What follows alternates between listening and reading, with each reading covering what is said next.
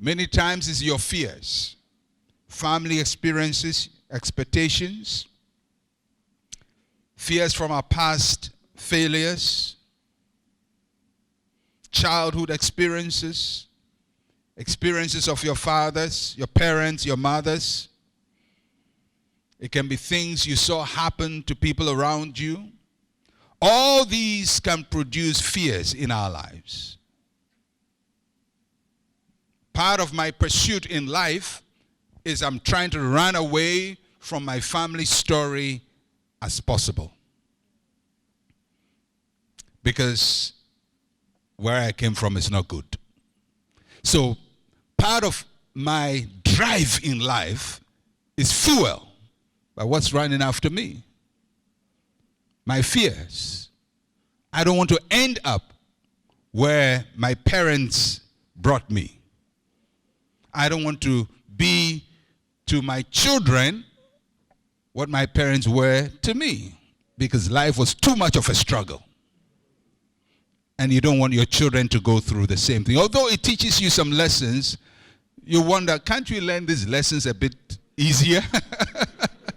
So the things behind us, our fears, we're all afraid of something. Our faults, personal weakness, limitations. Very early in life, each one of us is going to know that we're not perfect. Pretty soon, you're going to know you're not the smartest kid in class. You're not the best footballer in the neighborhood. You're not the best runner in the school team. So, you're going to know that you have limitations, your faults. And part of what we do in life is trying to overcome those faults. So we're running from our fears, we're running from our faults, and we're running from our failures. Past mistakes, past sins. These are the push factors of everybody's life. The push factors. Your fears, your faults, your failures. They are the push factors.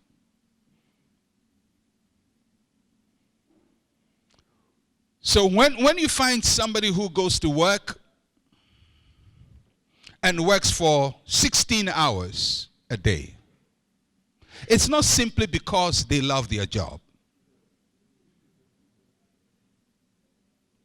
But they're running from something. The human being is not normally designed to work that long. So if you're working 16 hours, you're working 20 hours a day, you spend all your time on the job, or you spend all your time out of the home, out of the family, it's not because you love your job so much. And even if you're a pastor and you spend all your time in church, it doesn't really mean you love God so much.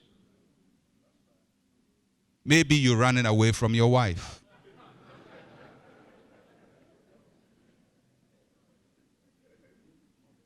Or you're running away from your children. You run away from something. I used to work with somebody like that.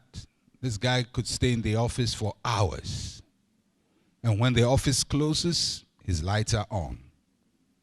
Working and working and working. And everybody say, oh, what a hard worker he was. You know, he stays overtime and he's working extra hard, you know, and he doesn't even ask for overtime, and he gives all he has to the work. We later realized he had a horrible marriage. He was afraid to go home.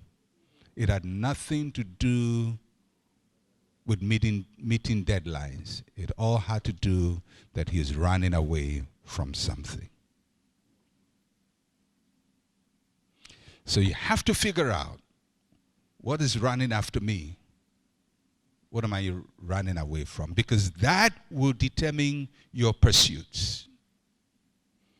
Remember I said purpose, priorities, and pursuits.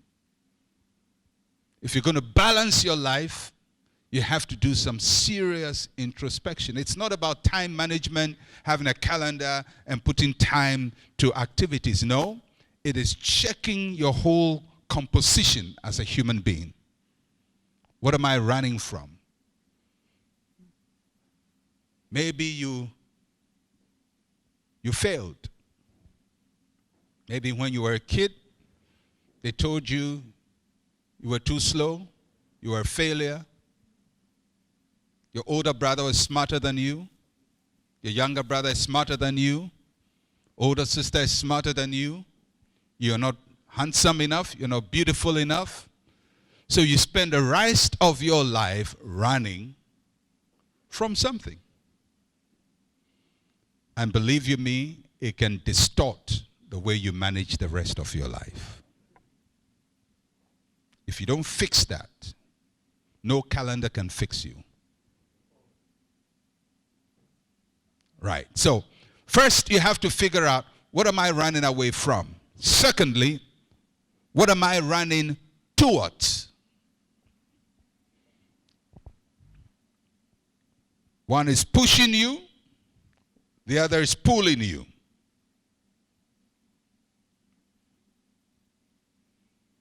What are the things you're running towards? The things you're running towards could be your hopes, dreams, aspirations in life. For most of us, it's something that has been there for almost a long time. You know, one of the things I've come to realize is human beings, we don't change much. Your adult aspirations are the same aspirations you used to have when you were a kid. Your hopes, when I grow old, I want to be so and so. I want to achieve that. I want to prove this to this person. Your hopes, your dreams, your aspirations, your happiness. We're pursuing happiness. The Americans say that is one of the fundamental pursuits of man. Pursuit of happiness, finding peace and perfection in your life. And the third is the pursuit of your heritage. How you want to be remembered. Your place in history. So, each one of us is pursuing something. We're pursuing a hope, our happiness, and our heritage. Now, if you put these two together, what is pursuing you and what you are pursuing, you can figure out why you do what you do. So if, for example, somebody says, well, I'm a pastor, but, I don't have time for my wife, I don't have time for the children, I'm not going to say, how do you spend your time? I'm going to ask you, what's important to you? What are you running from? What are you running towards? When my children were younger, I was carrying similar responsibilities as I do now, definitely not as large as they are now, but similar. Still a pastor, still a general overseer, and still doing all kinds of things. But I had time when I had not traveled, I was not traveling, to be with them in the evenings, to go through their homework, sign their homework, meet their teachers, discuss their schoolwork, get to know who their friends were, and still be general overseer. You say, well, how do you find time for that? Well, why do I not find time for that? Find time for my wife, spend time talking, chatting, getting to know her more, getting her to know me. We spend a lot of time together. I spend more time with my wife than any other person on this planet. How do I find time for that? There is time. How do you find time for Chelsea? How do you find time for Manchester? The busiest people on earth still find time for basketball, for baseball, for football, for golf. It's not lack of time. It's what is weighty in your life, what you are running towards, what's running after you. If you don't fix those properly, If God gave you 48 hours in a day, you still use your time for what you consider most important. There are some pastors, if you give them a day off, they'll still be out. If it's a public holiday, they'll still not spend time with their wife and children. So it has nothing to do with lack of time. It all has to do with what is important to you. And let's face it, some of us have not developed the skills of being around children.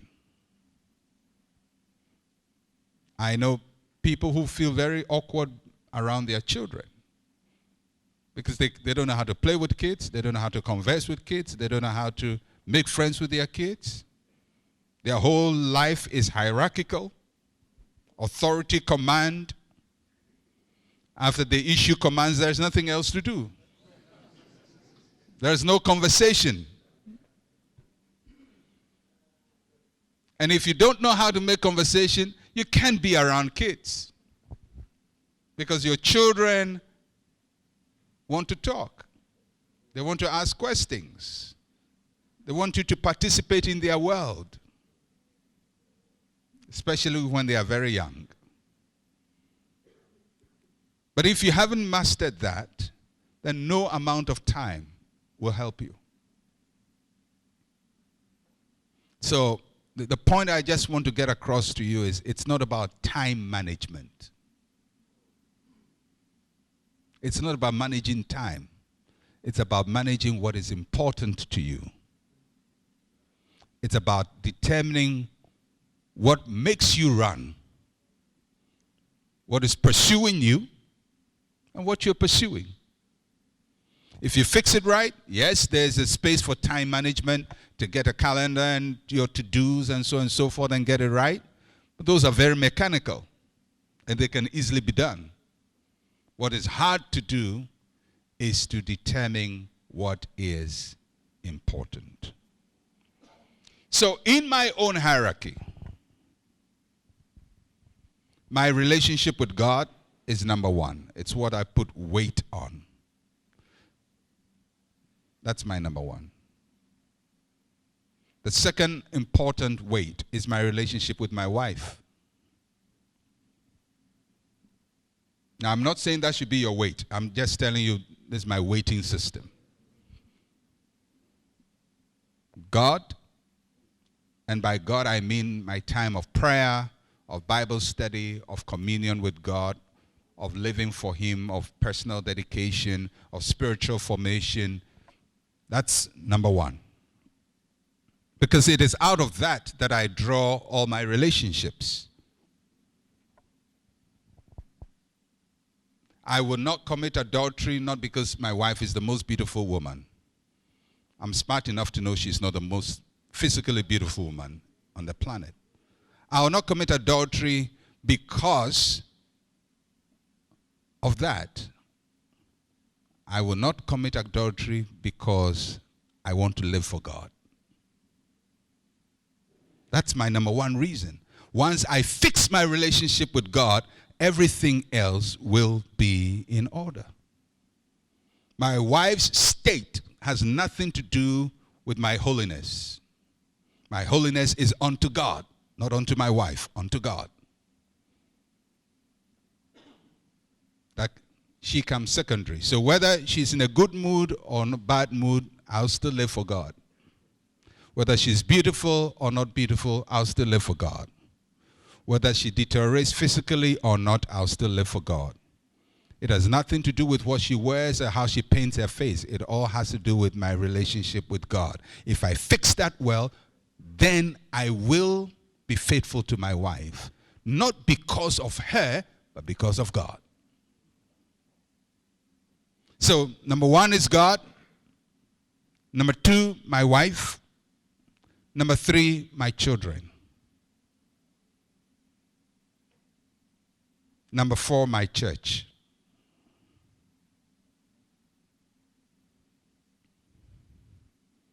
And other things will follow. The church is number 4 on my hierarchy. It's not number 1, it's not number 2, it's not number 3. I love my wife more than my church. I love my children more than my church.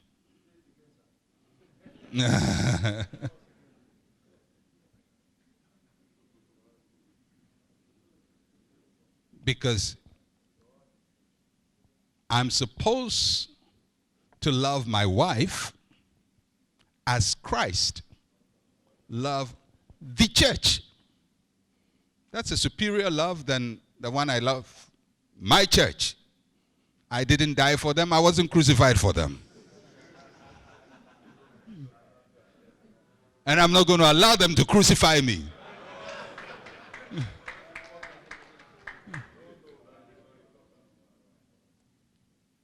The reason my children are higher than my church is because if I don't know how to run my home, I have no legitimacy to run the house of God. So I gain my legitimacy to love my wife from the love of God. The legitimacy to love my children because of their mother. The legitimacy to love my church because of the way I love my children. That's my priority. If I take good care of God's church, then he will give me further responsibilities. Then I can be chancellor of a university. So I'm not going to let that be more important than pastoring the church. Because I'm chancellor of a university because I was faithful pastoring a church. I'm general overseer because I'm pastoring a church. I'm faithful in little things. God has given me much. You don't let God's promotion replace your priorities.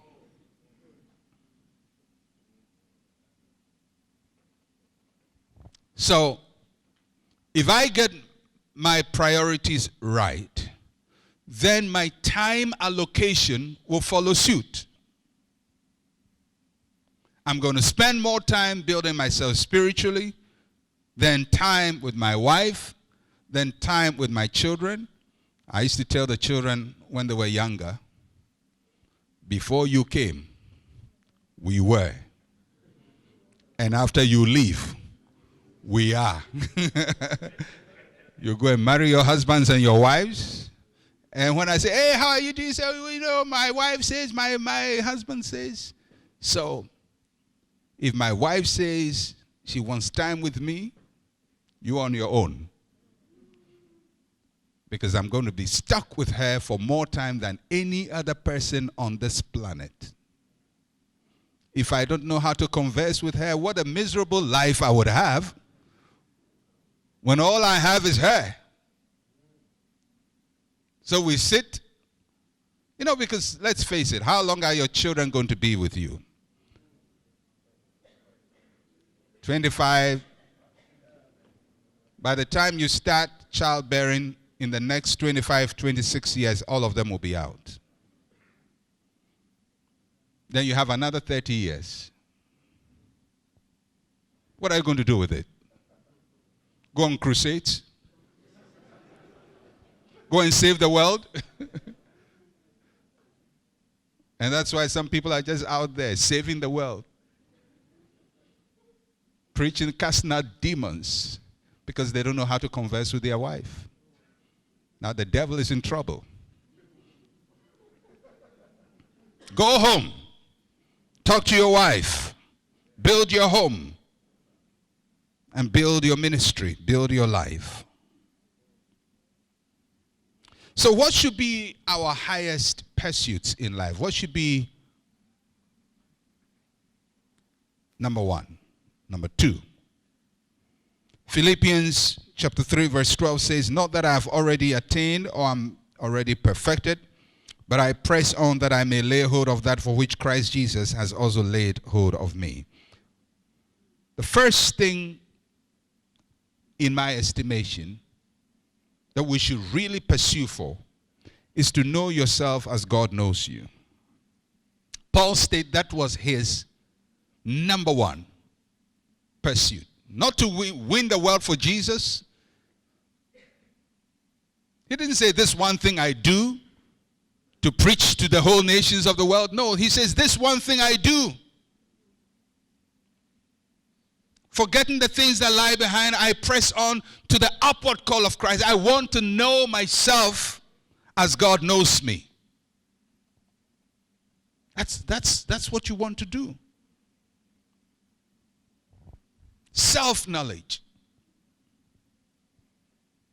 Getting to know who you are, knowing your strengths, your limitations, your weaknesses.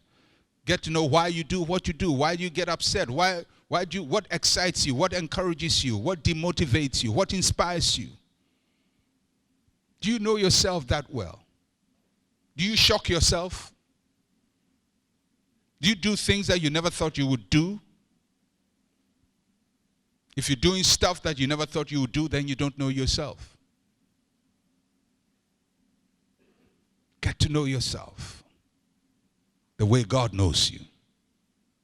Having the mind of Christ concerning your life. The second high pursuit is to be what God wants you to be. Be what God wants you to be. There's pressure on us to be so many things. To be what our parents want us to be, what the culture wants us to be, what our friends want us to be. What kind of person are you going to be? And there is pressure, even in ministry.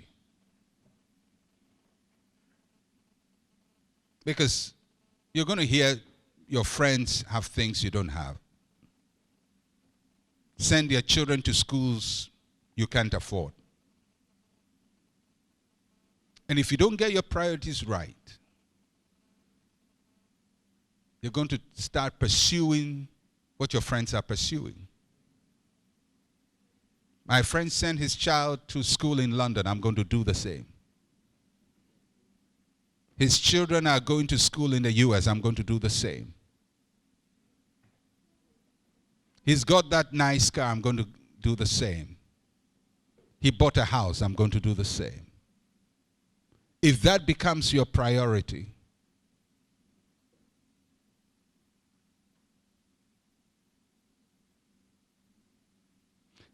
if that becomes your priority and your pursuit, you live a very sorrowful life. And I've been around in ministry enough to see people pursue things that God hasn't told them to pursue. They run races God never told them to run. They build things God didn't tell them to build. Some build churches the size just to compete. And after they build it, it's empty. And in doing that, they pierce themselves with a lot of sorrows. They abandon what is important. They abandon important people in their lives and pursue all kinds of things simply because they are not pursuing God. They're pursuing to compete. You have to desire to be more and more like Jesus. That means Jesus becomes our example. His holiness, his gentleness, his forgiveness, his authority, his sense of mission, his love for people, his spiritual habits. These are the things we must acquire. To press towards perfection in all that we do. That becomes our pursuit. Once you start fixing your life that way, you'll find the right balance. You'll find the right balance. You would know what is important. You will know some things you would never do. You will not be threatened by other people's success. You will not live your life by imitation. I'm going to end with a reading from 2 Samuel. It's a very long reading, but I just felt I should read all of it. 2 Samuel chapter 18, verse 19 to 33. It's a story of a man called Ahimaaz. Ahimaaz was a very fast runner. 2 Samuel chapter 18, 19 to 33. This is after Absalom had died, and somebody had to send a message to David. It says, then Ahimaaz the son of Zadok, Zadok is a priest, so this is a pastor's son, said, let me run now and take the news to the king, how the Lord has avenged him of his enemies. But Joab said to him, you shall not take the news this day, for you shall take the news another day. But today you shall take no news, because the king's son is dead. Then Joab said to the Cushite, go tell the king what you have seen. So the Cushite bowed himself to Joab and ran. And Ahimaaz the son of Zadok said again to Joab, but whatever happens, please let me also run after the Cushite. So Joab said to him, why will you run, my son, since you have no news ready? But whatever happens, he said, let me run. So he said to him, run. Then Ahimaaz ran by the way of the plain and outran the Cushite. Now David was sitting between the two gates, and the watchman went up the roof over the gate to the wall, lifted up his eyes and looked, and there was a man running alone. Then the watchman cried out and told the king, and the king said, if he is alone, there is news in his mouth. And he came rapidly and drew near. Then the watchman saw another man running, and the watchman called to the gatekeeper and said, there is another man running alone. And the king said, he also brings news. So the watchman said, I think the running of first is like the running of Ahimaaz, the son of Zadok. The king said, he's a good man and comes with good news. So Ahimaaz called out and said to the king, all is well. And he bowed down with his face to the earth before the king and said, blessed be the Lord your God, who has delivered up the men who raised their hand against my lord the king. The king said, is the young man Absalom safe? Ahimaaz answered, when Joab sent the king's servant and me your servant, I saw a great tumult, but I did not know what it was about. And the king said to him, turn aside and stand here. So he turned aside and stood still. Just then the Cushite came, and the Cushite said, there is good news, my lord the king, for the Lord has avenged you this day of all those who rose against you. And the king said to the Cushite, is the young man Absalom safe? So the Cushite answered, may the enemies of my lord the king and all who rise against you do harm be like that young man. Then the king was deeply moved and went up to the chamber over the gate and wept. And as he wept, he said, thus, O my son Absalom, my son Absalom, if only I had died in your place, O Absalom, my son, my son. Now, very interesting story concerning a pastor's son, Ahimaaz. There is a message to send to the king about the death of Absalom. It's a very delicate assignment, because everybody remembers that when somebody went to tell David about the death of Saul, it didn't end well. So Joab chooses a man, and he tells the Cushite, go and tell the king what you have seen. Then Absalom, he had seen, Ahimaaz, he had seen nothing. But he has speed. He knows how to run. And he says, I want to run. Joab said, not today. You haven't seen nothing. You have no message. Don't run. And he says, I want to run. He says it 3 times, I want to run. So he says, run. So Ahimaaz starts running, and he outruns the man with the message. And he arrives, and David asks him, what did you see? He says, well, I saw a crowd, I saw a tumult, but I think something is happening. And I like what David told him, stand aside. There are people who are running so fast, and God is going to tell them one day, stand aside. Because you run on an errand you were not sent. You're building what you're not told to build, running what you're not told to run, saving what you're not told to save. You're doing it because everybody is doing it. Everybody has it. Everybody says that's how it's done, so you're doing it. The reason why people are piercing themselves with sorrow, can't balance their lives, especially people who say they are working for God, is because they're just running. They're just running. Just running. The other guy ran, so I'm going to run. And I've seen a lot in ministry. People who pursue all kinds of stuff they were not told to pursue. But they saw somebody doing it. They couldn't just leave it alone. And that's why people sometimes accumulate titles to themselves, pursue things, run for things.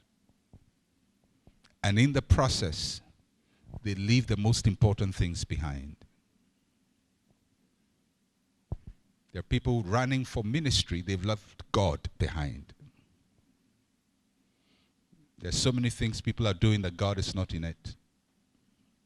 It's a great building, but God is not in it. It's a great project, but God is not in it. It's a great project, but they've hurt their wives in achieving their goals. A lot of pastors' wives, I suppose husbands too, if you talk to them about their husbands, the pastors, the testimony would not be good. How can your wife not trust you and you expect God's people to trust you? How can you say you love the congregation more than your wife? How can you say your wife is an interference in your ministry? How can you say your business is an interference? Or ministry is an interference to your business? Or your wife is an interference? The only way something will become an interference is when the priorities are wrong and the weight has not been measured well. But if you measure everything well, everything will fall in the right place. It's possible to do 50 different things very successfully. Very successfully. To live life without haste. To live life at peace, at rest in your soul. Yes, be intense about what you have to do, but be at peace. That's what Christianity is about. The peace of God which passes all understanding. Keeps our hearts and minds in Christ Jesus. So, how do you find balance? Fix your purpose right. Fix your priorities. Check what you are pursuing. If you want a recommendation, let your personal relationship with God be number one. Your relationship with your spouse be number two. Relationship with your children be number three. Relationship with your church be number four. Relationship with your business, number five. Then you can work it down to all other relationships. Time allocation. Now somebody is going to say, well, if I do it that way, then I may not even be successful in my business or in the church. One of the things I said was that pressing towards the mark is seeking for perfection in every area of your life. Being a master. And it doesn't, when you're a master over any area, it doesn't take too long to achieve what you want to achieve. For most of the roles I play in life, they involve two things. Either teaching, which is my primary gift, or managing, my secondary gift. In management, my number one job is to make decisions. So, in most positions I occupy, I only make decisions. I don't do the brainstorming and so on and so forth. I sit at meetings, people present options, and I ask the right questions. So one of the skills I have developed is to ask the right questions. So I may not know the subject. I'm not a finance person, I'm a chairman of a bank. But I'm able to make intelligent decisions because I ask the right questions. And when you ask the right questions, pretty soon I get a picture of what it is, and I can navigate my way and say, this is the best way, that's the best way, do this, do that, don't do that. And where I don't have competence, I'm smart enough to hire people, because I'm in a position to. The higher you go, the smarter you become. You work with your strength.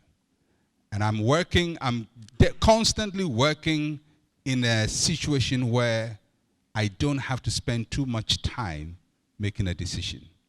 And if hiring somebody will shorten my time frame, I will hire somebody so I can balance my time properly. I can't hire somebody to love my wife. It may end something somewhere else. I can hire somebody to love my children. But I can hire somebody to run a business for me or to handle something in the church. I can delegate that. But the things I can delegate worshiping God. I can delegate my wife, loving her, and I can delegate loving my children. These are the non-negotiables in my life. And whatever I do in life, I'm going to save time from the things I can delegate so I can invest my personal time and physical presence in the things I cannot delegate away. I trust that if you're able to fix your own priorities, you will be able to make a balance of your life. I hope it's been useful to you this morning, and I hope that it helps you. All right. Now we own by yours. I lift my hands and say, Amen. So I looked at my test.